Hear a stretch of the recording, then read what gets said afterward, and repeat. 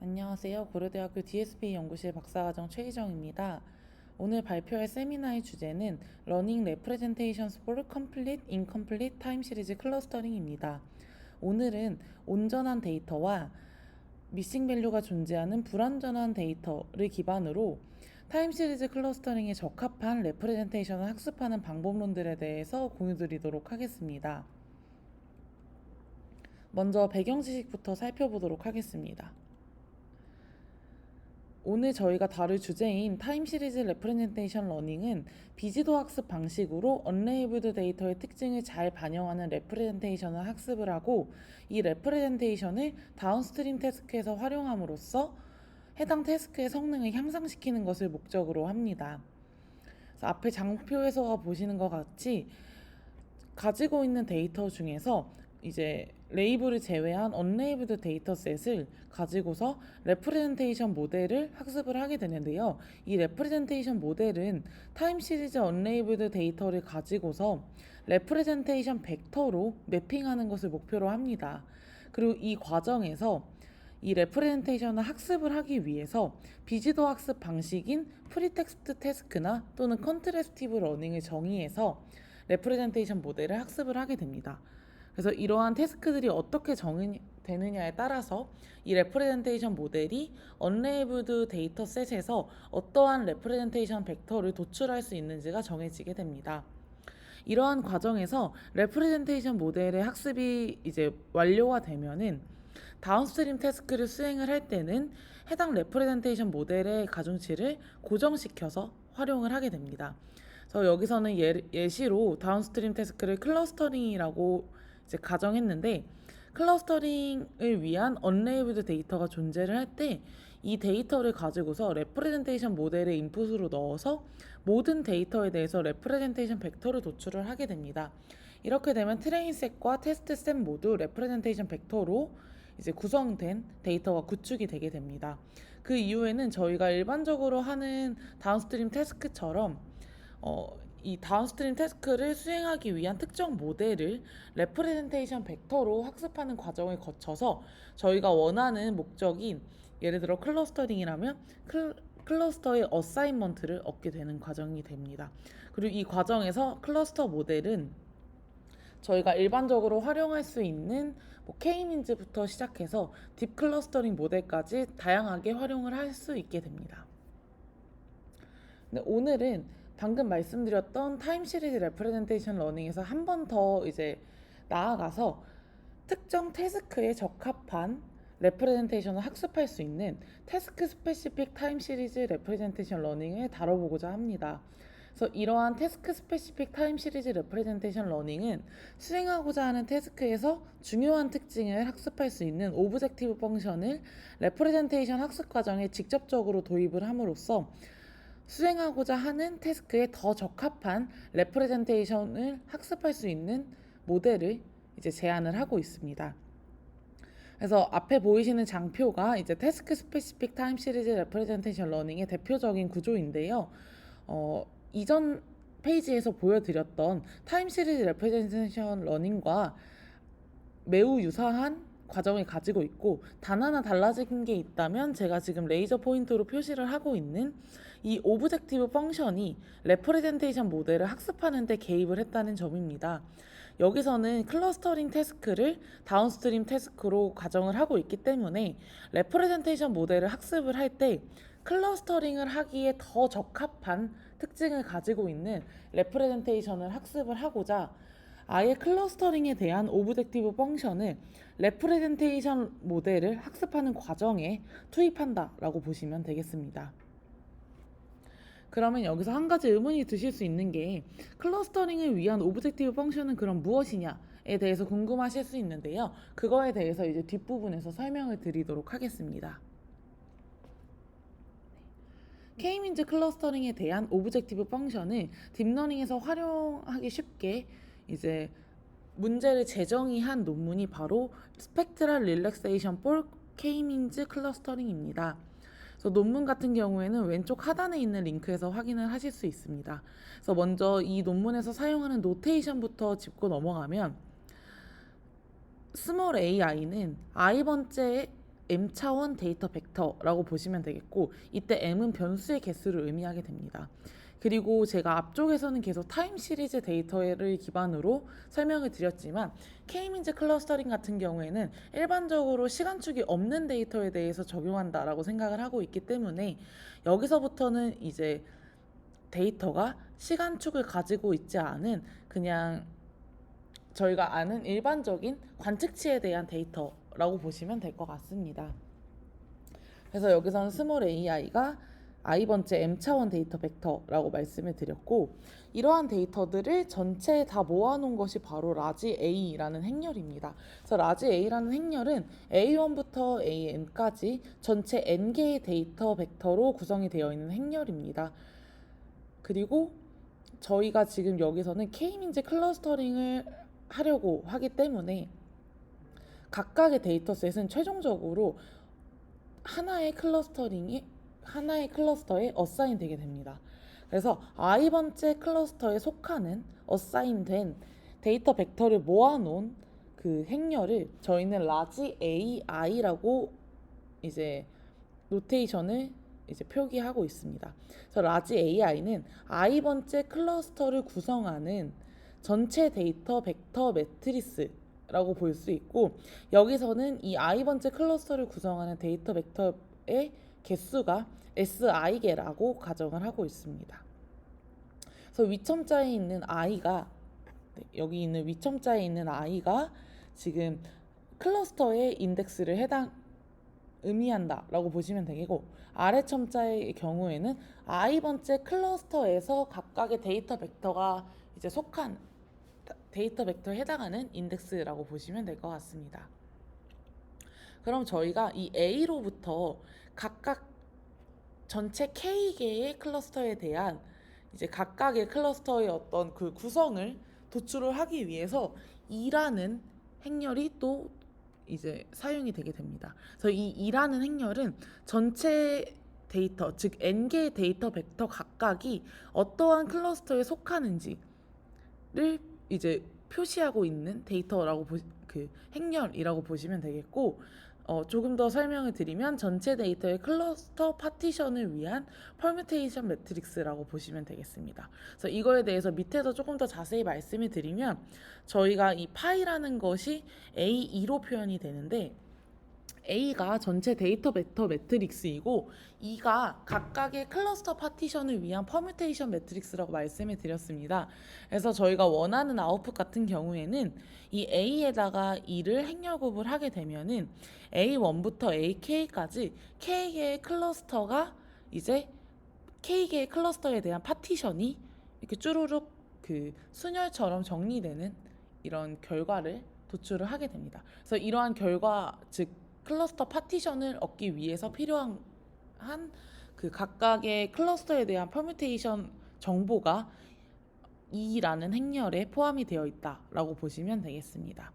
그래서 노테이션은 여기까지 이제 말씀드렸고, 지금 이 논문에서는 K-민즈 클러스터링에 대한 그 오브젝티브 펑션을 이제 다르게 표현하는 것을 목표로 하고 있는데요. 먼저 K-민즈 클러스터링의 목표 같은 경우에는 전체 데이터 벡터 매트릭스인 A가 라지 A가 주어지면 스몰 K개의 클러스터에 대해서 각 클러스터에 존재하는 데이터 벡터와 클러스터의 평균 벡터 사이의 차이를 최소화하는 퍼뮤테이션 매트릭스 E를 최적화하는 것을 목표로 하고 있습니다.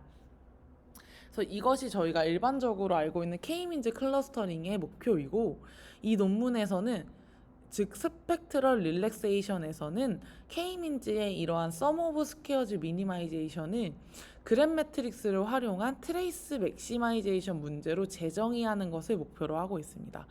그럼 이제 뒤에서부터는 이 방금 말씀드렸던 K-민즈의 썸 오브 스퀘어즈 미니마이제이션이 어떻게 그램 매트릭스의 트레이스 맥시마이제이션 문제로 재정이 되는지에 대해서 하나씩 살펴보도록 하겠습니다.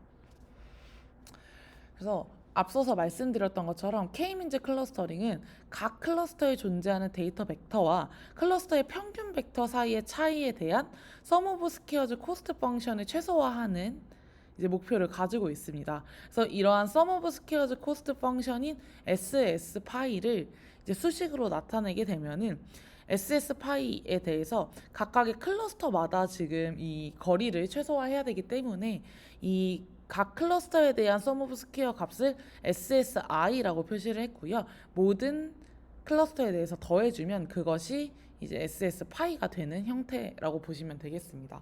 그렇게 되면 각각의 SSI는 어떻게 표현이 될 수 있냐면 이 SSI의 뜻은 결국 각 클러스터에 존재하는 데이터 벡터, 즉 이 파란색에 해당하는 ASI와 그 다음에 클러스터의 평균 벡터 MI의 이제 차이를 최소화하는 것을 목표로 하고 있습니다. 그래서 이 거리를 L2 놈으로 지금 표현을 했고 유클리디안 거리로 표현했다라고 보시면 될 것 같고 여기서 ASI는 아까 말씀드렸던 것처럼 i번째 클러스터에 존재하는 데이터 벡터 각각이라고 보시면 되겠고 MI 같은 경우에는 i번째 클러스터의 평균 벡터이기 때문에 이 오른쪽에서처럼 ASI를 다 더한 것을 이제 전체 개수인 SI로 나눈 것으로 이제 정의가 될 수 있습니다. 그래서 저희가 SSI를 지금 이렇게 표현을 할 수 있게 되고요. 이거를 이제 시작으로 해서 저희는 트레이스 맥시마이제이션의 문제로 재정의하는 과정에 대해서 살펴보도록 하겠습니다. 먼저 이 SSI, 즉 요 S는 1부터 SI까지 이 값의 제곱 거리를 이제 어떻게 변형을 할 수 있게 되냐면 오른쪽과 같이 프로베니우스 놈으로 변형을 할 수 있게 됩니다.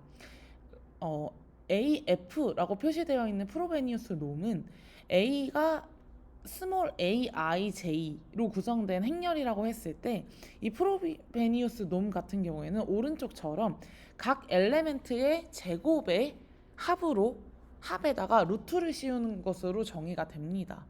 그리고 이거를 다시 벡터의 측면에서 접근을 하게 되면 결국에는 J라는 스크립트를 제외하고 AI라는 이제 벡터에 대한 그 L2 놈을 다 더한 것에다가 루트를 씌운 것으로 다시 한번 표현이 될 수 있습니다. 저희는 이러한 표현을 기반으로 지금 위에서 보여드렸던 SSI를 프로베니우스 놈의 형태로 이제 변형을 하도록 하겠습니다. 그래서 SSI는 최종적으로 라지 AI, 즉 클러스터에 속하는 모든 데이터 매트릭스를 표현하는 라지 AI에서 MI의 2의 트랜스포즈를 뺀 것의 프로베니우스 놈의 제곱으로 표현이 될 수가 있습니다. 그래서 여기서 2는 무엇이냐면 그냥 1로 표현이 되어 있는 벡터 형태라고 보시면 되겠고 여기 보이시는 것처럼 2는 지금 i번째 클러스터에 해당하는 벡터의 개수인 데이터 벡터의 개수인 SI개로 이제 구성이 되어 있습니다. 그래서 결국 저 MI는 이 위에서 말씀해 드렸던 요 MI라는 벡터를 SI의 개수만큼 복제하기 위해서 지금 들어간 복제하기 위해서 들어간 지금 장치라고 보시면 되겠고 지금 잘 보시면 요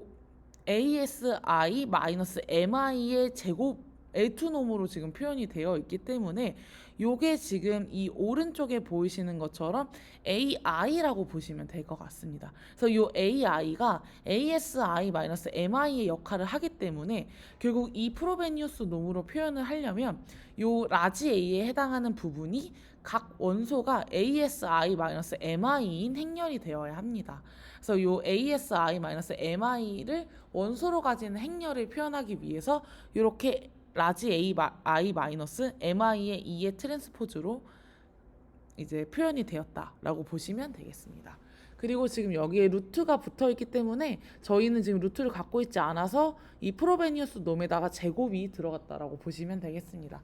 그래서 지금 결국에는 이 거리에 대한 차이의 제곱으로 표현이 되어 있던 게 간단하게 지금 밑에서 프로베니우스 놈 자체로 표현이 된다라고 보시면 되겠습니다. 그리고 여기서 이 MI라는 것은 지금 제가 지금 레이저 포인트를 놓고 있는 것처럼 ASI를 다 합친 것을 SI로 나눈 값인데요. 이거를 다시 한번 요 2라는 행렬을 가지고서 표현을 하게 되면 지금 보이시는 것처럼 이렇게 라지 AI에다가 2를 행렬 곱하고 전체 개수인 SI로 나눈 것으로 다시 한번 표현을 할 수 있게 됩니다.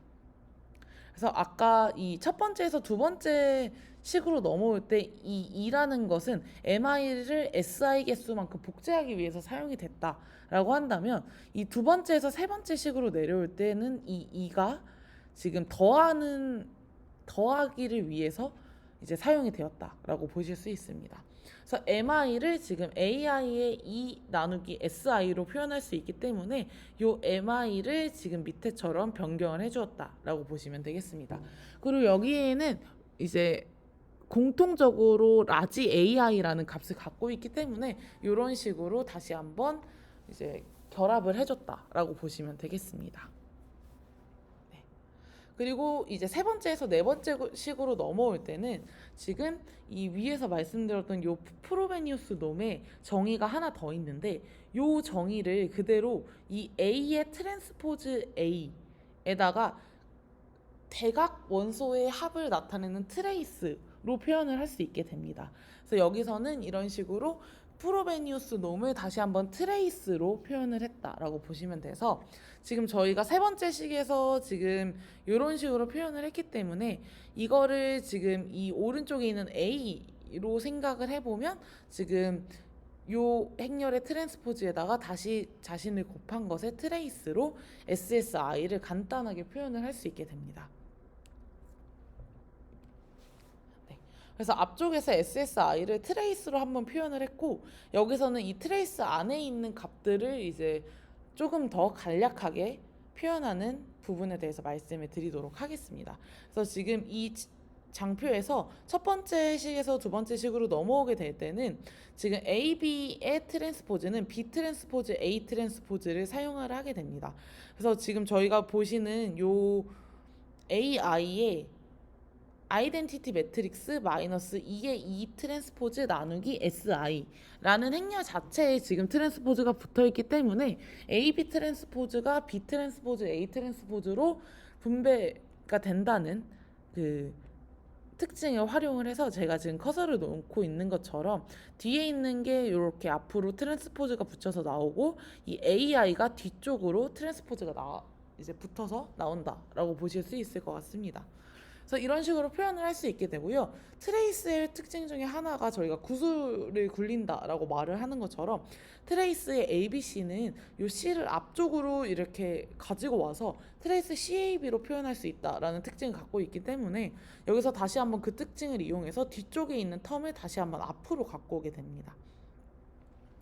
그래서 저희가 첫 번째 식에서 두 번째 식까지 트레이스와 트랜스포즈의 그 특징을 활용을 해서 이제 표현을 하게 됐고요.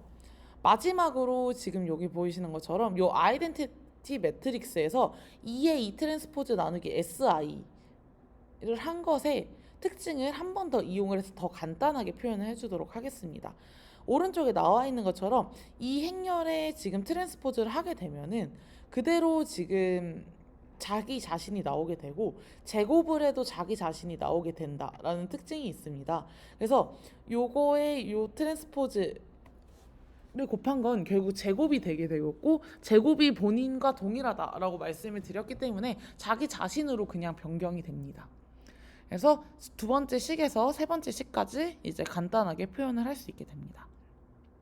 그렇게 되면 저희가 최종적으로 SSI를 원래 앞쪽에서는 이렇게 시그마에다가 이제 유클리디안 거리를 표현한 것처럼 이제 되었었는데 이거를 이제 트레이스로 표현을 했다라고 보시면 되겠습니다.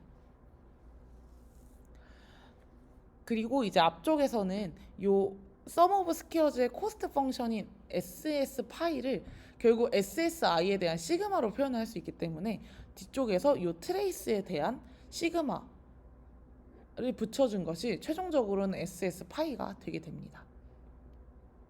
그리고 마지막으로 이 K-민즈 클러스터링의 sum of squares 미니마이제이션을 이 스펙트럴 릴렉세이션에서는 그램 매트릭스를 활용한 트레이스 맥시마이제이션 문제로 재정의할 수 있다라고 말씀을 드렸기 때문에 그 부분까지 조금 더 전개를 해보도록 하겠습니다. 그래서 앞쪽에서 보여드렸던 요 SS 파이에 대한 부분이고 이거를 가지고서 그냥 저희가 이 AI 트랜스포즈의 AI 와 요 앞쪽에 있는 것을 그냥 분배 법칙을 하게 되면 요 두 번째 식처럼 나오게 되고 이 두 번째 식은 결국에는 이 트레이스를 가지고 표현을 하게 되면 이런 식으로 나오게 됩니다. 네. 그래서 이렇게 간단하게 나오게 되는데 이 부분을 가지고서 저희가 어떻게 진행을 할 수 있게 되냐면 지금 이 여기에 보시면 2의 트랜스포즈 나누기 루트 SI가 조금 양쪽에 복잡하게 붙어 있기 때문에 이거를 하나의 행렬로 표현하기 위해서 x라는 행렬을 도입을 하게 됩니다. 그래서 2 나누기 S1부터 2 나누기 루트 SK를 대각 행렬로 가진 요 x를 정의를 하게 되고 이 x에 대한 부분을 여기서 이렇게 넣어가지고 최종적으로는 이 위에서 말씀드렸던 SS 파이가 트레이스의 A 트랜스포즈 A 마이너스 트레이스의 X 트랜스포즈 A 트랜스포즈 AX로 간단하게 표현이 되게 됩니다. 그래서 지금까지 제가 이렇게 식을 풀어서 말씀드렸던 최종 결과에 대해서는 지금 요 SS 파이가 앞쪽에서는 이런 식으로 이제 K민즈 클러스터링에 의해서 이 유클리디안 거리의 제곱으로 표현이 됐었는데 이거를 이제 A를 활용한 A가 지금 여기서 그램 매트릭스이거든요. 그래서 A를 활용한 이렇게 트레이스로 표현이 되었다라고 보실 수 있겠습니다. 그러면 최종적으로 K민즈 클러스터링 같은 경우에는 저 썸 오브 스퀘어즈를 최소화하는 방향으로 가야 되기 때문에 미니마이제이션의 문제로 정의가 되었었습니다.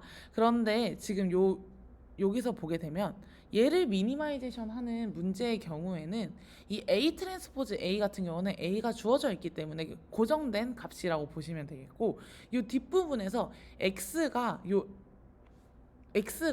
이 S1과 SK에 따라서 달라지게 됩니다.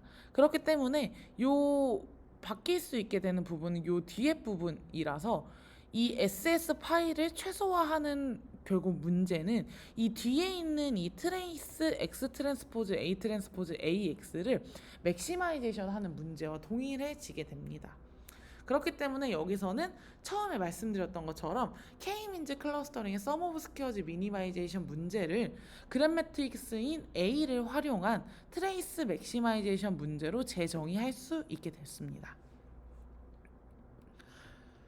네, 그래서 지금까지 이 문제를 재정의하는 부분에 대해서 말씀을 드렸고 이후에는 이제 논문에서는 조금 더 자세하게 나오게 되는 부분에 대해서 언급을 드리면 이 논문에서 제안한 트레이스 맥시마이제이션 문제의 릴렉스드 버전은 그램 매트릭스의 파셜 아이젠 디컨버지션을 통해 계산되는 글로벌 옵티멀 솔루션을 가지고 있다는 것을 증명을 하게 됩니다.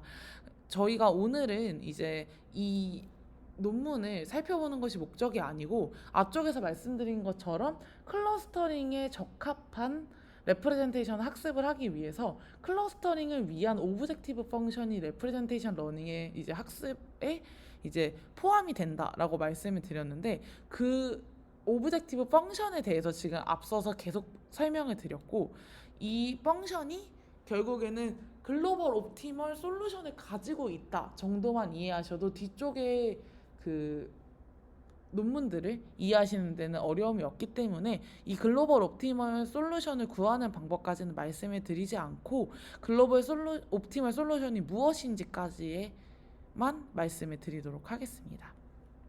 그래서 위쪽에서 말씀드렸던 릴렉스드 버전은 무엇이냐면 지금 앞쪽에 제가 트레이스에 X 트랜스포즈 A 트랜스포즈 AX가 들어가게 됩니다. 그런데 A는 항상 주어져 있는 데이터 벡터 매트리스이기 때문에 이 X 값에 따라서 이 최적화가 이루어지게 됐는데요.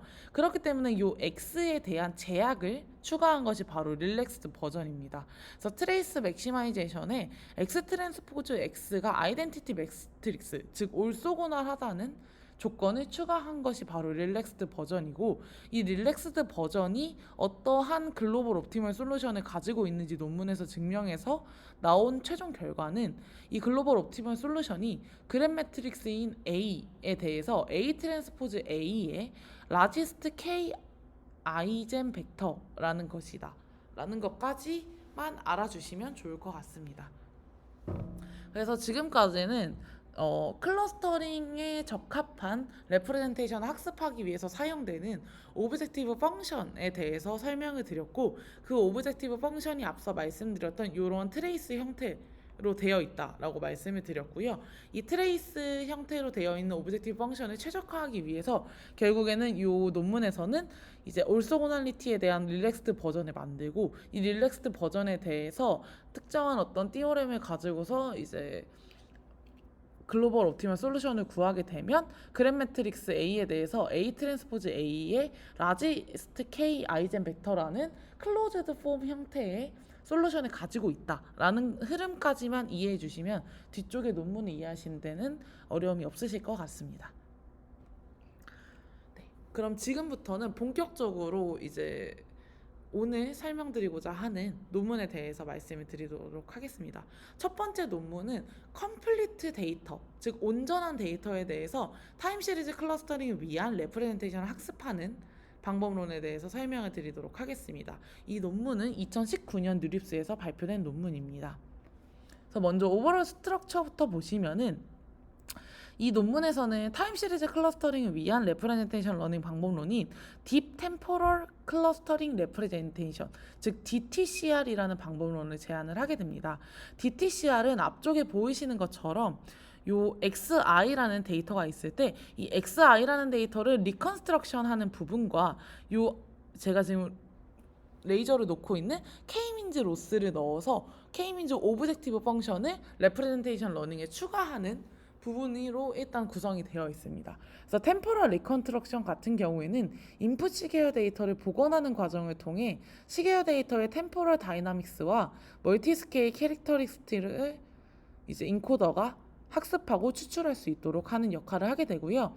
K민즈 오브젝티브 같은 경우에는 앞서서 말씀드렸던 트레이스 맥시마이제이션 오브젝티브 펑션을 로스로 사용을 해서 레프레젠테이션 러닝 과정에서 시계열 데이터로부터 클러스터링을 하기에 조금 더 적합한 그 특징을 학습한다라고 보시면 되겠습니다. 그리고 더불어서 이 리컨스트럭션과 K민즈 오브젝티브와 더불어 지금 요 위쪽에 보이시는 부분에 대해서 페이크 샘플 제너레이션과 그 다음에 억실러리 컬래지피케이션도 추가가 되어 있습니다. 이 두 가지가 들어가게 되는 목적은 무엇이냐면 인코더가 리컨스트럭션과 K민즈 로스만으로는 충분한 이제 데이터의 특징을 학습을 하지 못했다고 논문에서는 생각한 것 같고, 그거에 대해서 조금 보완해서 인코더의 어빌리티를 향상시키기 위해서 추가적인 태스크를 이제 넣었습니다. 그래서 인풋이 존재할 때 인풋을 가지고서 페이크 샘플 제너레이션을 하게 되고, 여기서 말하는 페이크 샘플 제너레이션 같은 경우에는 인풋 시계열 데이터를 랜덤 셔플링해서 페이크 샘플을 생성하는 것을 의미를 하게 됩니다. 그래서 페이크 샘플이 생성되고 나면 이 인코더로부터 레프레젠테이션이 둘 다 나오게 될 텐데, 리얼 데이터와 페이크 데이터에 대해서 나온 그 레프레젠테이션을 기반으로 저희가 리얼과 페이크 두 가지를 구분하는 바이너리 클래시피케이션을 위쪽에서 억실러리 태스크로 수행을 하게 됩니다. 그래서 여기서는 크게 억실러리 클래시피케이션, 그리고 리컨스트럭션, 그리고 K민즈 오브젝티브, 이렇게 세 가지의 형태로 지금 모델이 구성되어 있다라고 보시면 되겠습니다. 그럼 지금까지는 오버롤 스트럭처에 대해서 말씀을 드렸고, 조금 더 자세히 모델에 대해서 살펴보도록 하겠습니다. 먼저 인코더에서 하는 인코딩에 대해서 살펴보도록 하겠습니다. 일단 이 인풋 같은 경우에는 길이가 라지 t인 i번째 시계열 데이터 xi가 인풋으로 들어오게 될 것이고, 인코더인 fInc는 이 인풋으로 들어온 xi를 m차원의 레프레젠테이션인 hi로 이제 매핑을 하게 됩니다. 근데 이때 인코더 같은 경우에는 인풋 시계열 데이터에서 템포럴 다이나믹스와 멀티스케일 캐릭터리스틱을 추출하기 위해서 멀티레이어 다일레이티드 RNN 구조를 사용을 하게 됩니다. 멀티레이어 다일레이티드 RNN 구조는 앞에 보이시는 장표에 있는 구조라고 말씀을 드릴 수 있을 것 같습니다. 그래서 멀티레이어이기 때문에 여기선 제가 예시로 일단 3개의 레이어를 쌓았고요. 다일레이티드 RNN이기 때문에 원래 RNN이 이 가장 첫 번째 레이어에 있는 모든 히든 스테이트에 대한 정보를 받아서 모델링을 하게 된다면, 이 다일레이티드 RNN에서는 이렇게 특정 길이에 대한 히든 스테이트의 정보를 받아서 조금 더 이제 템포럴 다이나믹스를 장기간과 단기간에 대해서 모두 다 반영할 수 있는 멀티스케일 캐릭터리스틱을 추출할 수 있다라고 보실 수 있을 것 같습니다. 그래서 제가 예시로는 두 번째 레이어 같은 경우에는 이제 길이가 2를 기준으로 다일레이티드 RNN의 구조를 설계했고, 가장 위에 있는 세 번째 레이어 같은 경우에는 4라는 길이를 기준으로 이제 레이어를 구성을 했습니다. 그래서 이 세 번째 레이어의 마지막 시점의 히든 스테이트 같은 경우에는 요 첫 번째 레이어에서 오는 모든 시점에 대한 정보를 이제 인코딩한 것과, 그 다음에 두 번째 레이어에서 두 칸씩 이렇게 뛰어넘으면서 2라는 길이로 인코딩을 진행한 것과, 마지막으로 이렇게 네 칸을 기준으로 조금 더 장기적인 정보를 인코딩한 것이 모두 다 합쳐져서 멀티스케일 캐릭터리스틱이 추출된다라고 보실 수 있을 것 같습니다. 그래서 최종적으로 이 논문에서는 각 레이어, 여기 지금 예시에서는 3개의 레이어 각각에 대해서 FI 라지 T1부터 FI 라지 T3까지 마지막 라스트 히든 스테이트가 도출이 되게 되는데요. 각 레이어에서 도출된 이런 라스트 히든 스테이트를 최종적으로 컨캣을 해서 HI라는 이제 최종 레프레젠테이션을 도출을 하게 됩니다. 그래서 최종적으로 인코더는 앞에 보이시는 멀티레이어 다일레이티드 RNN 구조로 생겼고, 인풋이 들어오게 되면 요 세 개의 레이어에서 나온 그 히든 스테이트를 통합해서 HI라는 레프레젠테이션이 도출이 된다라고 보시면 될 것 같습니다. 그리고 이렇게 HI가 도출이 되게 되면 저희가 아까 앞쪽에서 오버롤 스트럭처에서 살펴본 것처럼 이제 템포럴 리컨스트럭션과 K-means 오브젝티브, 그리고 마지막으로 억실러리 클래시피케이션 태스크를 수행을 하게 됩니다. 그래서 먼저 템포럴 리컨스트럭션부터 살펴보면, 인코더에서 레프레젠테이션이 도출된 후에 디코더에 해당하는 FDIC가 HI, 즉 레프레젠테이션, 인코딩된 레프레젠테이션으로부터 인풋 시큐어 데이터의 복원값인 XI 햇을 도출을 하게 됩니다. 그리고 이때 디코더는 그냥 싱글 레이어 GRU 구조를 사용했다라고 논문에서 언급을 하고 있습니다. 그렇게 되면 저희는 결국 최종적으로 이제 인풋과 동일한 차원의 XI 햇을 얻게 되고, 이 태스크의 이제 목적이 인풋을 잘 복원하는 것이기 때문에 템포럴 레컨스트럭션 로스를 이 부분을 반영해서 수행을 하고 있습니다. 그래서 보시는 것처럼 여기에 XI와 XI 햇의 차이를 그냥 저희가 일반적으로 사용하는 리컨스트럭션 로스를 여기서도 사용을 할 수 있습니다. 그래서 이 로스는 결국은 인코더, 디코더가 복원한 데이터가 인풋 시계열 데이터와 유사하게 강제하기 때문에 인코더가 시계열 데이터의 템포럴 다이너믹스와 그 다음에 멀티스케일의 특징을 학습할 수 있는 다일레이티드 RNN 구조가 되게 됩니다.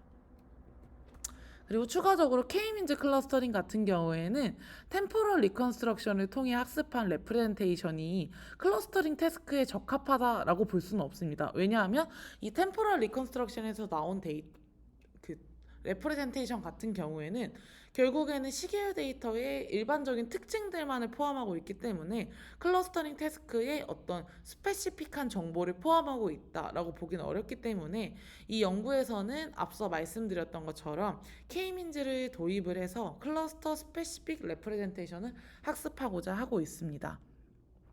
그래서 앞쪽에서 제가 소개해드렸던 트레이스를 기반으로 이제 도출되는 그 K-means 클러스터링의 sum of squares를 이제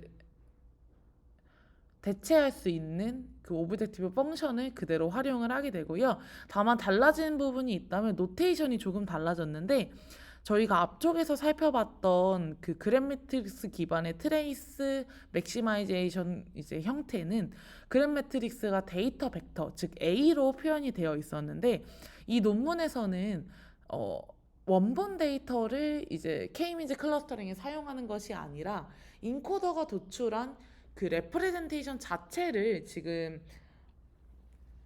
K-means에 활용을 하고 있기 때문에 여기서는 그램 매트릭스를 이제 인코더에서 도출된 레프레젠테이션인 HI로 구성을 하게 됩니다. 그래서 여기서 라지 H로 이제 그램 매트릭스를 표기를 하고 있고, F 같은 경우에는 아까 X에 대한 부분을 이제 의미하는 노테이션이라고 보시면 되겠습니다. 그래서 앞쪽에 보시는 것처럼 그냥 K민즈 로스는 트레이스의 형태로 표현이 된다라고 보시면 되겠고, 네. 아무래도 여기서는 이 로스만 이제 최적화하는 것이 아니라 저희가 이거를 이제 최종 로스의 일부분으로 활용을 하고 있기 때문에 로스를 최소화하는 방향으로 가야 돼서 여기서는 트레이스 맥시마이제이션 문제로 풀지 않고 그냥 일반적인 요 최소화하는 부분으로 활용을 그대로 하고 있습니다. 그리고 하나 더 이제 이 논문에서 앞쪽에 말씀드렸던 부분과 조금 달라지게 되는 부분이 있다면 기존 K민즈 오브젝티브와 다르게 해당 모델에서는 레프레젠테이션 러닝 모델이 학습됨에 따라서 히든 스테이트, 즉 레프레젠테이션으로 구성되어 있는 그램 매트릭스 값 자체가 변경이 되게 됩니다. 그렇기 때문에 그 X, 즉 F에 해당하는 클로즈드 폼 솔루션이 이 그램 매트릭스가 변경되면서 값이 계속 변경되게 됩니다. 그래서 이 연구에서는 이러한 상황을 고려를 해서 H와 F를 순서대로 최적화하는 과정을 거치게 됩니다. 그래서 H 같은 경우에는 인코더에서 도출되는 그 레프레젠테이션이기 때문에 저희가 일반적으로 하는 딥러닝의 형식으로 그대로 이제 업데이트를 하게 됩니다. 그래서 F를 고정시킨 상태에서 K민즈 로스를 포함한 전체 로스에 대한 스토캐스틱 그레디언트 디센트를 통해서 인코더의 가중치를 업데이트하는 방향을 통해서 H를 업데이트한다라고 보실 수 있고, F 같은 경우에는 아까 말씀드린 것처럼 클로즈드 폼 솔루션을 갖고 있기 때문에 H를 고정시킨 상태에서 K민즈 오브젝티브의 클로즈드 폼 솔루션인 라지 H 트랜스포즈 라지 H의 라지스트 K 아이젠 벡터로 이제 F를 그대로 업데이트하게 됩니다. 그래서 라지 H는 이제 인코더를 저희가 일반적으로 하는 딥러닝 모델을 업데이트하는 과정을 통해서 업데이트한다라고 보시면 되겠고, F 같은 경우에는 클로즈드 폼 솔루션을 갖고 있기 때문에 딥러닝 모델을 고정시켜 놓은 상태에서 H를 도출을 하고 그 도출된 H를 가지고서 F의 클로즈드 폼 솔루션을 구한다라고 보시면 되겠습니다. 그리고 마지막 태스크인 억실러리 클래시피케이션에 대해서 설명을 드리면, 이 연구에서는 페이크 샘플 제너레이션과 그다음에 억실러리 클래시피케이션을 도입을 해서 인코더의 어빌리티를 조금 더 향상시키고 있습니다. 그래서 그 리컨스트럭션의 인풋과 동일하게 길이가 라지 t인 i번째 시계열 데이터 xi가 주어지게 되면 모델은 페이크 샘플을 생성을 하고 그다음에 리얼과 페이크에 대한 바이너리 클래시피케이션을 추가적으로 수행을 하게 됩니다.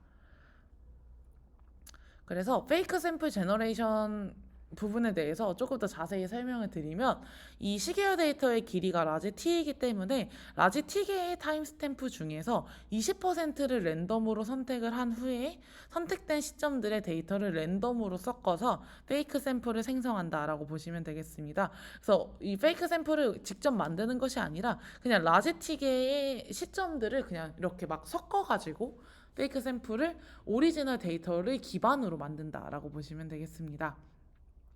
그리고 두 번째로 억실러리 클래시피케이션 같은 경우에는 리얼과 페이크 샘플에 대해서 각 샘플의 레프레젠테이션을 이제 인풋으로 받아서 두 개의 풀리 커넥티드 레이어인 FC1과 FC2로 리얼 페이크에 대한 바이너리 클래시피케이션 예측값을 도출을 하고 있습니다.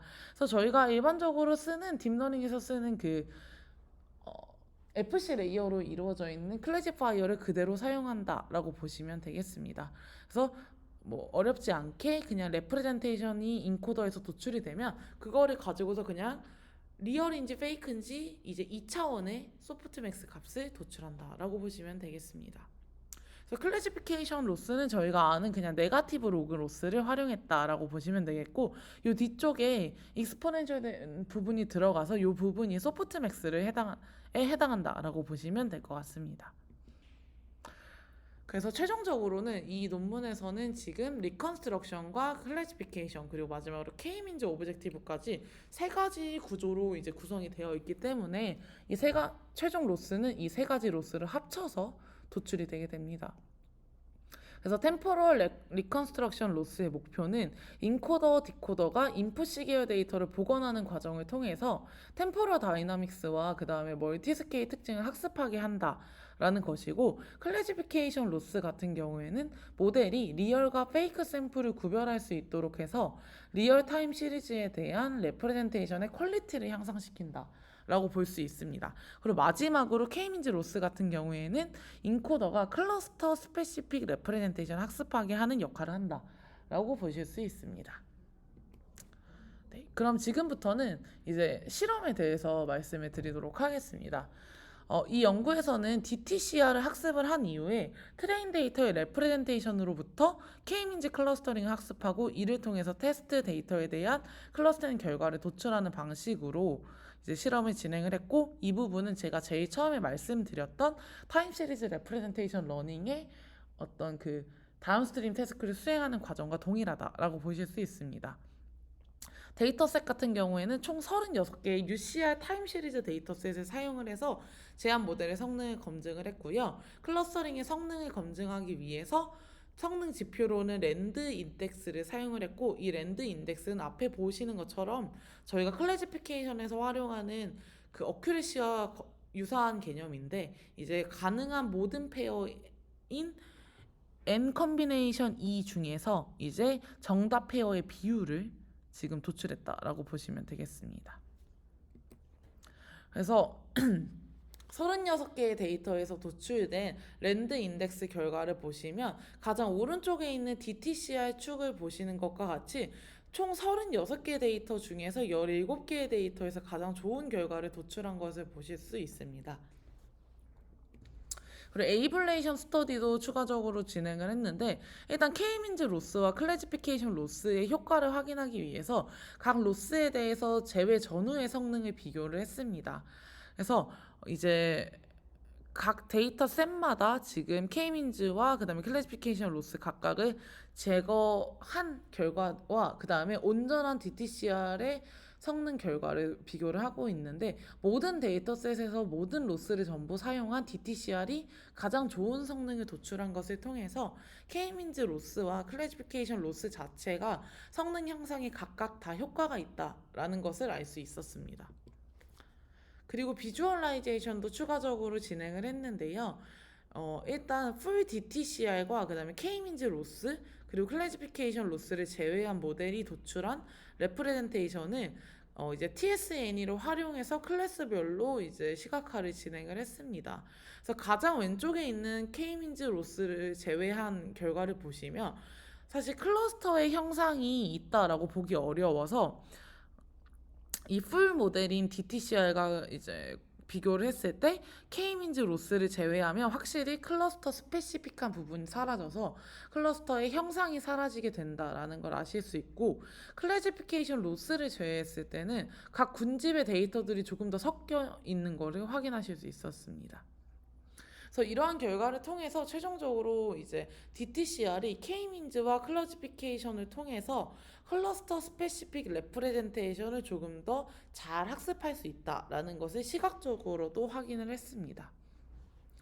그리고 이 실험에서는 추가적으로 DTCR이 클러스터 스페시픽 레프레젠테이션 학습을 하는 거를 이해하기 위해서 에폭에 따라서 레프레젠테이션의 시각화 결과가 어떻게 되는지를 비교를 해봤습니다. 그래서 에폭 0에서 에폭 30으로 가면 두 개의 클러스터에 대한 구분이 생기기 시작을 하고, 여기서 조금 더 학습해서 에폭 50에 다다르면 인트라 클래스의 거리는 작아지고 인터 클래스의 거리는 커진 레프레젠테이션을 도출을 하게 됩니다. 그래서 이러한 결과를 통해서 이제 모델이 학습이 점점 진행되면서 확실히 클러스터 스페시픽 레프레젠테이션을 도출하는 것을 알 수 있었습니다.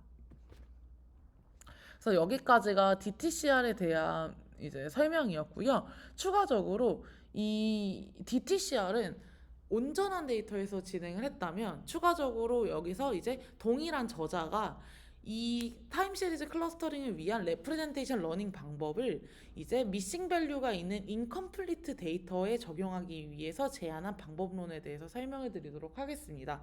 논문 제목은 Learning Representations for Incomplete Time Series Clustering이고요. 2021년 트리플 AI에서 발표된 논문입니다. 먼저 오버롤 스트럭처부터 살펴보면 일단 앞쪽에서 살펴본 것과 동일하게 지금 리컨스트럭션과 그다음에 K민즈 오브젝티브 펑션이 요 아래쪽에 들어가 있는 걸 보실 수 있습니다. 다만 달라진 부분이 있다면 인풋으로 요 X에 해당하는 미싱 밸류가 존재하는 인컴플리트 데이터가 들어간다라는 걸 보실 수 있고, 이 위쪽에서 이 인컴플리트 데이터를 조금 이제 잘 보완하기 위해서 이 임퓨테이션에 대한 부분이 들어간다라는 것을 보실 수 있습니다. 그래서 이 논문에서는 일단 인컴플리트 타임 시리즈 데이터를 기반으로 클러스터 스페시픽 레프레젠테이션을 학습할 수 있는 클러스터 레프레젠테이션 러닝 온 인컴플리트 타임 시리즈 데이터라는 CRLI 방법론을 제안을 했습니다. 이 CRLI는 임퓨테이션과 어드버스 스트래티지를 통해서 결칙치를 처리할 수 있는 모델입니다. 그래서 위쪽에 보시는 이 부분처럼 임퓨테이션 부분이 이 제너레이터에 들어가서 이 제너레이터가 인컴플리트 시퀀스를 받아서 이렇게 지금 제가 레이저 포인트를 놓고 있는 임퓨티드 시퀀스를 도출하는 것을 보실 수 있습니다. 그래서 결측치를 보관하는 부분이 제너레이터에 지금 포함이 되어 있다라고 보실 수 있고, 요거를 조금 더 잘하기 위해서 조금 여기서 디스크리미네이터를 추가를 해서 결측치와 결측치가 아닌 부분에 대한 그 인디케이터를 이제 예측하는 부분을 이제 어드버서리얼 스트레이트지로 추가가 되어 있습니다.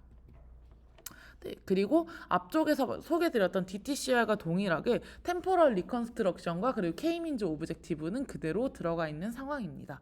그래서 앞쪽에서 저희가 억실러리 클래시피케이션을 수행해서 인코더의 어빌리티를 높였었는데, 여기서는 임퓨테이션을 조금 다루기 위해서 억실러리 클래시피케이션을 제외를 하고 이 임퓨테이션 부분을 위한 장치가 추가되었다라고 보실 수 있을 것 같습니다. 그래서 먼저 인코딩 부분부터 살펴보면, 일단 인풋 같은 경우에는 결측치가 존재하는 길이가 라지 t이고 D개의 변수로 이루어진 i번째 시계열 데이터인 xi가 들어오게 됩니다. 그래서 차원 같은 경우에는 시간과 변수에 대한 라지 t 곱하기 d 차원이라고 보시면 되겠고, 여기에는 결측치가 존재하기 때문에 이 결측치 여부를 알려주는 미싱 인디케이터인 mi가 데이터가 들어오면 그대로 그냥 바로 생성이 되게 됩니다. 그래서 mi는 어떻게 생겼냐라고 보시면, 인풋 데이터인 xi의 각각의 엘레멘트가 결측이면 0 그리고 미결측이면 1이라는 표시로 이제 주어져 있기 때문에 인풋과 동일한 차원을 가지고 있다라고 보시면 되겠습니다. 그래서 인풋xi가 들어오면 mi가 자동적으로 이제 구축이 되게 되고, 이 연구에서는 이 결측 데이터를 처리할 수 있는 RNN 구조를 제너레이터로 활용을 해서 시계열 데이터의 템포럴 다이나믹스를 추출을 하고 있습니다. 그래서 아까 이전에 말씀드렸던 DTCR 같은 경우에는 온전한 데이터를 사용하고 있기 때문에 멀티스케일에 대한 정보까지 뽑을 수 있는 멀티레이어 다일레이티드 RNN 구조를 사용했었는데요. 여기서는 결측 데이터를 처리하기 위해서 RNN 구조를 이제 활용한다라고 보시면 되겠고, 이 제너레이터는 결국에는 기본적인 RNN과 다르게 인컴플리트 데이터를 활용할 수 있는 구조로 구성이 되어 있습니다. 그래서 식을 보시면 일반적인 RNN 같은 경우에는 T시점의 히든 스테이트를 도출하기 위해서 T-1 시점과 그 다음에 T시점의 인풋인 X를 가지고서 이렇게 T시점의 히든 스테이트를 도출을 하게 됩니다. 그런데 여기 지금 인컴플리트 데이터가 된다라고 하면은 xt, 즉 t시점의 d차원의 d개의 변수로 구성되어 있는 그 벡터에서 일부 변수들이 지금 결측치가 존재한다라고 볼 수 있습니다. 그렇기 때문에 그 결측치를 조금 더 채워 넣은 데이터인 UT라는 데이터로 지금 이제 RNN에 대한 히든 스테이트를 도출을 하게 됩니다. 그럼 이 UT는 어떻게 생성이 되게 되냐면, 두 번째 식에서 보시면 UT는 이 MT가 위쪽에서 제가 미싱 인디케이터를 만든다라고 말씀을 드렸었는데, T 시점에 대한 미싱 인디케이터라고 보시면 되겠습니다. 그래서 결측이면 0이고 미결측이면 1이라고 되어 있기 때문에 MT에다가 XT를 이제 엘레멘트 와이즈로 곱하게 되면은 미결측 변수 값에 대한 이제 값만 남게 됩니다. 그럼 나머지에 대한 결측 값에 대해서는 이 뒤쪽에서 보이시는 것처럼 XT의 해시라고 해서 이제 예측 값에서 일부 가져와서 사용하게 됩니다. 그럼 이 XT 햇은 또 어떻게 만드냐라고 보시면 이 XT 햇은 저희가 지금 RNN을 모델링하고 있기 때문에 이미 T 시점에서는 T-1 시점에 히든 스테이트가 존재를 하게 됩니다. 그래서 그냥 일반적으로 이전까지 축적된 정보를 가지고서 그냥 리니어 레이어를 통해서 XTS를 이제 예측하는 과정을 통해서 이제 저희가 임퓨테이션에 대한 부분을 조금 보완을 했다라고 보시면 되겠습니다. 그래서 최종적으로 제너레이터는 이전 시점의 히든 스테이트를 활용을 해서 임퓨티드 밸류인 XT 햇을 도출을 하게 되고 이 XT 햇과 그 다음에 실제 인풋인 XT에 대해서 미싱 인디케이터를 활용해서 이 임퓨티드 밸류인 UT를 도출하게 됩니다. 그리고 최종적으로 이 UT를 인풋으로 사용을 해서 T 시점의 히든 스테이트를 도출을 하게 됩니다. 그래서 이러한 과정을 통해서 이제 제너레이터가 결측치를 이제 모델링할 수 있게 되고요. 이 과정에서 사실 첫 번째 시점에 결측치가 존재하는 경우에는 이전 히든 스테이트를 통해서 임퓨티드 데이터를 생성하는 것이 모델에 부정적인 영향을 미칠 수 있게 됩니다. 그렇기 때문에 이러한 문제를 해결하기 위해서 이 논문에서는 스타팅 시그널인 S를 도입해서 이니셜 스테이트로 활용을 하고 있습니다. 이 스타팅 시그널인 S는 간단하게 그냥 스몰 s인 컨스턴트 스케일러에다가 컨스턴트 스칼라 값에다가 그냥 더블 s라는 러너블 웨이트를 곱해서 그냥 학습을 해서 스타팅 시그널을 이제 도출한다라고 보시면 되겠습니다. 그래서 최종적으로 인코더의 역할을 하는 제너레이터는 이제 결측 데이터를 다룰 수 있는 바이디렉셔널 RNN 구조이고 그 RNN이 앞쪽에서 말씀드렸던 이러한 구조, UT를 활용한 이러한 구조로 구성이 되어 있다라고 보시면 되겠습니다. 그래서 최종적으로 인컴플리트 타임 시리즈 데이터인 XI와 미싱 인디케이터인 MI를 인풋으로 받아서 이제 두 가지 아웃풋을 도출을 하게 됩니다. 첫 번째 아웃풋은 라스트 히든 스테이트인 HI인데요. 포워드와 백워드 RNN에서 각각 라스트 히든 스테이트가 도출이 되게 되면 이거를 컨캣해서 최종적으로 이제 히든 스테이트로 도출을 하게 됩니다. 그래서 인코더의 히든 스테이트는 이제 포워드와 백워드 RNN에서 도출된 라스트 히든 스테이트를 컨캣한 결과라고 보시면 되겠고, 추가적으로 이제 각 시점의 데이터에 대한 예측값인 XI 햇도 도출이 되게 되는데요. 포워드, 백워드, RNN의 각 시점에서 도출된 스몰 XT 햇을 모아서 이거를 구성하게 되는데, 이 스몰 XT 햇은 앞쪽에서 이제 말씀을 드렸던 이전 시점의 히든 스테이트를 가지고서 XT 햇을 만드는 요 부분이다라고 보시면 되겠습니다. 네. 그래서 최종적으로 이제 이렇게 인컴플리트 데이터를 이제 다룰 수 있는 제너레이터에서 아웃풋이 도출되고 난 후에는 임퓨테이션을 위한 로스를 이제 계산을 하게 됩니다. 그래서 임퓨테이션을 위해서 아래와 같은 프레딕션 로스를 사용을 하게 되고요. 프레딕션 로스는 이제 보시면 XI 원본 데이터인 XI와 앞쪽에서 RNN을 이제 RNN에서 결측치를 다루기 위해서 도출이 되었던 XI 햇에 대한 값의 차이로 이제 도출이 되는데, 사실 미싱 밸류 같은 경우에는 원본 데이터에 대한 값이 없기 때문에 이 과정에서 이 로스는 미결측 시점과 그다음 미결측 변수 값에 대해서만 계산이 되게 됩니다. 그래서 뒤쪽에 제가 파란색으로 표기해 놓은 것처럼 MI라는 인디케이터, 즉 결측이면 0이고 결측이 아니면 1인 값에 대해서 지금 이렇게 엘레멘트 와이즈 곱을 해서 미싱이 아닌 값에 대해서만 이 프레딕션 로스가 도출이 되도록 했고요. 이러한 로스를 통해서 모델은 실제 값과 이제 예측한 값을 유사하게 강제해서 모델이 결측 값에 대한 예측도 잘할 수 있도록 하는 것이 이 로스의 목표라고 보시면 되겠습니다. 그리고 다음으로는 이제 HI가 도출이 되게 되면 이제 저희가 앞서서 DTCR에서도 말씀을 드렸던 템포럴 리컨스트럭션을 또 이제 진행을 하게 됩니다. 그래서 인코더에서 라스트 히든 스테이트인 라지 HI가 도출되고 나면 여기서는 이제 이거를 한 번 더 이제 가공을 해서 풀리 커넥티드 레이어를 통해서 최종 레프레젠테이션을 도출을 하게 됩니다.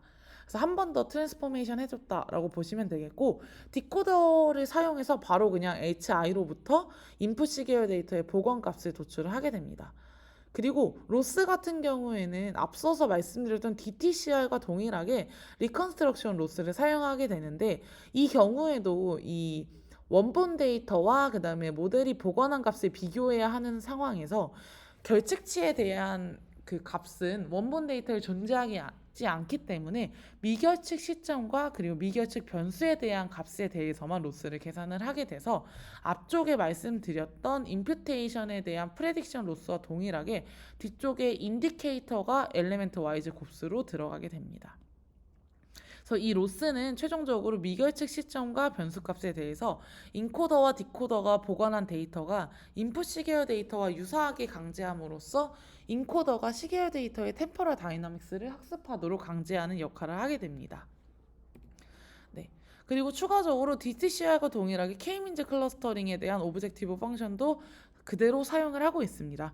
그래서 이 부분 같은 경우에는 DTCR과 그냥 동일하게 그 트레이스에 대한 그 로스 펑션을 사용을 하게 되고, 앞서 말씀드린 것처럼 이 과정에서 이 그래프 매트릭스의 역할을 하는 히든 스테이트 값들이 지금 모델이 인코더를 학습함에 따라 변경이 되기 때문에 이 CALI 모델 자체에서도 이 K-민즈 오브젝티브에 들어가 있는 H와 F를 순서대로 최적화하고 그 과정은 DTCR과 동일하다라고 알아주시면 좋을 것 같습니다.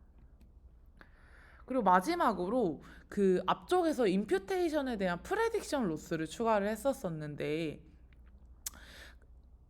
이 클러스터링 과정에서 결국 레프레젠테이션이 클러스터링을 하는 것과 연관이 되어 있기 때문에 인풋의 결측이 존재할 때 발생하는 그 임퓨티드 밸류가 실제 값과 다른 그런 에러의 문제가 클러스터링의 성능 저하에도 영향을 끼칠 수 있게 됩니다.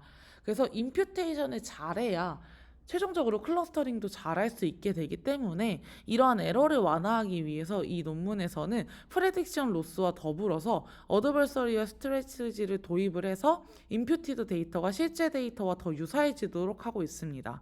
그래서 그림에서 보시면 지금 요 임퓨티드 시퀀스는 아까 말씀드렸던 그 제너레이터의 RNN 모델링 과정에서 나온 XI 햇이라는 그 데이터이고요. 이 XI 햇에 대해서 이 디스크리미네이터가 어드버서리 스트레이트즈를 진행을 하게 됩니다. 이 디스크리미네이터에 해당하는 D는 5레이어 G하류 구조이고, 이 제너레이터 G가 생성한 임퓨티드 데이터를 인풋으로 받아서 각 시점과 그리고 변수에 대한 값이 리얼인지 프레딕티브 밸류인지 판단을 해서 미싱 인디케이터에 대한 예측 값을 최종적으로 도출하는 역할을 하게 됩니다. 그래서 요 값을 받아서 원래는 실제인지 이제 페이크인지 그냥 데이터에 대해서 하나의 예측 값을 원래는 도출을 했었는데, 여기서는 요 각각의 엘레멘트에 대해서 전부 다 그 리얼인지 프레딕티드 밸류인지를 이제 판단을 하게 됩니다. 그리고 그 형태가 미싱 인디케이터와 동일하다라고 보시면 되겠습니다. 그래서 이 디스크리미네이터는 최종적으로 지금 어떠한 로스를 가지게 되냐면, 그 앞에 보이시는 디스크리미네이터에 대한 로스를 이제 도출을 하게 되고, 이 과정은 그냥 겐에서 사용하는 로스와 동일하다라고 보시면 되겠습니다. 다만 달라지는 부분은 무엇이냐면, 저희가 결국에는 지금 보시면은 임퓨티드 데이터가 존재를 할 때 미싱 인디케이터의 예측값인 MI 햇, 즉 요 앞쪽에서 이 디스크리미네이터가 예측한 요 인디케이터의 값이 실제 데이터의 미싱 인디케이터인 정답 MI와 유사해지도록 해야 합니다. 그렇기 때문에 이 앞쪽에 결측과 그다음에 결측이 아닌 부분에 대해서 지금 이렇게 앞쪽에 들어가 있다라고 보시면 되겠고, 제너레이터는 결국에는 그 결측치가 존재하는 각 시점과 변수에 대해서 데이터를 잘 만들어서 디스크리미네이터를 속이는 역할을 해야 되기 때문에 이 결측치에 대한 부분에 대해서만 로스를 가져간다라고 보시면 되겠습니다. 그래서 파란색에 대한 부분이 결측치가 존재하는 각 시점과 변수에 대해서 미싱 인디케이터의 실제값과 예측값이 유사해지도록 함으로써 디스크리미네이터의 D를 속이기 위해서 결측치를 조금 더 잘 보거나 생성하는 역할을 한다라고 보시면 될 것 같습니다. 그래서 앞쪽에서는 계속 프레딕션 로스와 그 다음에 리컨스트럭션 로스를 통해서 결측이 아닌 미결측 시점에 대한 로스를 반영을 했다면, 이 어드버서 스트레티지에서는 목적이 결측치에 대한 부분을 조금 더 잘 생성을 해서 디스크리미네이터를 속이는 거기 때문에 이 미결측에 대한 부분은 들어가지 않고 결측치의 위치에 대한 부분에 대해서만 로스가 들어간다라고 보시면 되겠습니다. 그래서 최종적으로 로스 펑션은 앞쪽에 보이시는 네 가지 로스, 앞서서 소개드렸던 네 가지 로스를 모두 다 합친 로스라고 보시면 되겠습니다.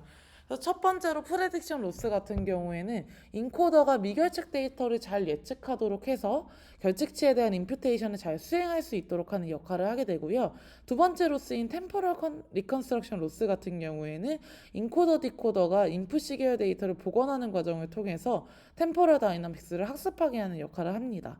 그리고 세 번째 어드버서리얼 로스 같은 경우에는 결측치에 대한 미싱 인디케이터의 실제값과 예측값이 유사해지도록 해서 결측치에 대한 임퓨테이션을 잘 수행할 수 있도록 하는 역할을 한다 라고 보시면 되고, 마지막 로스인 K민즈 로스 같은 경우에는 DTCR과 동일하게 인코더가 클러스터 스페시픽 레프레젠테이션을 다른 로스로는 학습할 수 없기 때문에 이 부분을 위해서 들어간 로스다 라고 보시면 되겠습니다.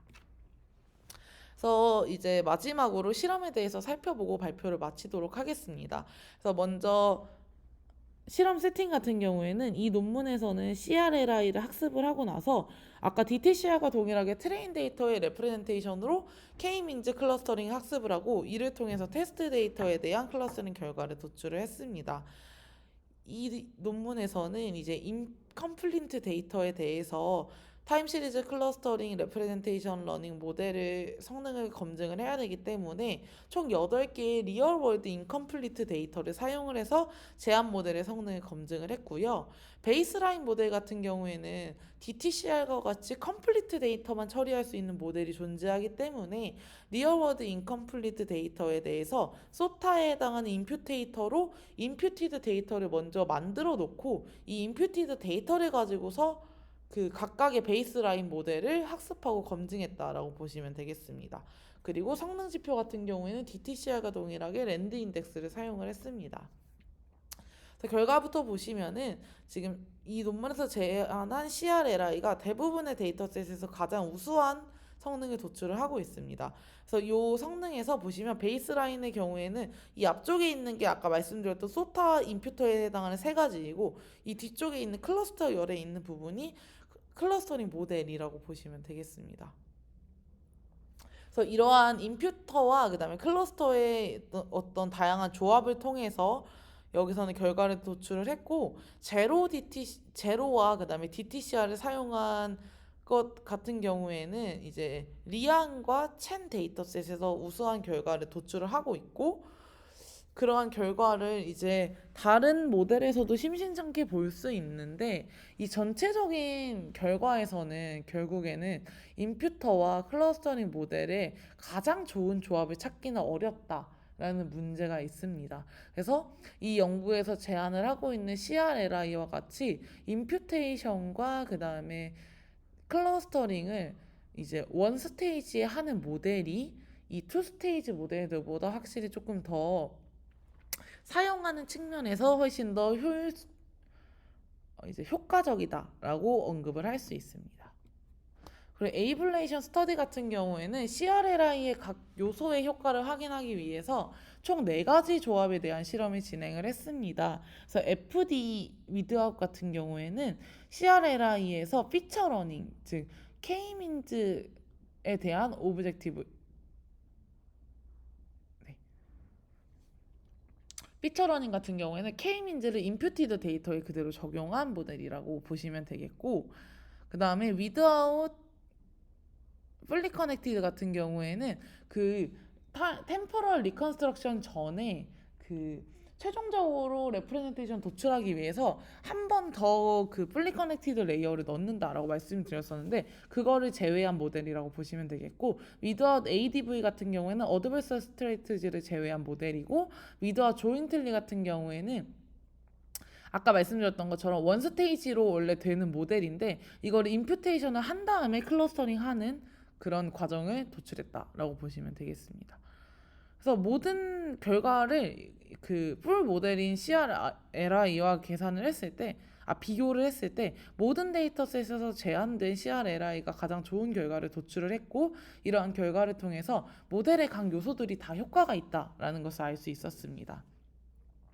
그리고 이 실험에서도 동일하게 이제 비주얼라이제이션을 많이 이제 도출을 하고 있는데, 그 보트라는 데이터셋에 대해서 제한 모델과 그 다음에 비교 모델에서 학습된 레프레젠테이션을 TSNE로 시각화해서 비교를 했습니다. 그래서 가장 우하단에 있는 결과가 이 논문에서 제안하고 있는 CRLI의 결과이고, 이 결과를 다른 모델들과 비교를 했을 때 확실히 CRLI가 클래스마다 이제 인트라 클래스 거리는 작고 인터 클래스 거리는 큰 것을 이제 확인할 수 있었고, 이러한 결과가 결국에는 클러스터 스페시픽 레프레젠테이션이 CRLI에서 잘 학습되고 있다라는 것을 이제 말해주고 있다라고 볼 수 있습니다. 그리고 여기서는 지금 인컴플리트 데이터셋을 활용하고 있기 때문에 추가적으로 임퓨티드 데이터에 대한 분석도 진행을 했습니다. 그래서 CLRI의 조인트 트레이닝 방법이 왜 좋은 클러스터링 성능을 도출하는지 확인하기 위해서 임퓨티드 데이터의 특징을 확인을 했습니다. 그래서 먼저 인컴플리트 데이터를 만들기 위해서 컴플리트 데이터인 20개의 UCR 데이터셋에 대해서 각 데이터마다 20%를 임의로 미싱 밸류로 처리를 하고 인컴플리트 데이터를 생성해서 이제 2가지 성능에 대한 확인을 진행을 했습니다. 첫 번째로 성능을 확인한 것은 임퓨테이션 성능인데요. 이 성능 같은 경우에는 CLRI와 그 다음에 임퓨테이션 모델인 브리츠를 80%의 컴플리트 데이터로 학습을 하고 20%의 인컴플리트 데이터에 대한 임퓨테이션 성능 자체를 도출을 했습니다. 그리고 클러스터링 성능 같은 경우에는 CLRI와 그 다음에 브리츠에다가 K-민즈를 이제 더한 모델을 80%의 컴플리트 데이터로 학습을 한 후에 20%의 인컴플리트 데이터에 대한 클러스터링 성능을 도출했다라고 보시면 되겠습니다.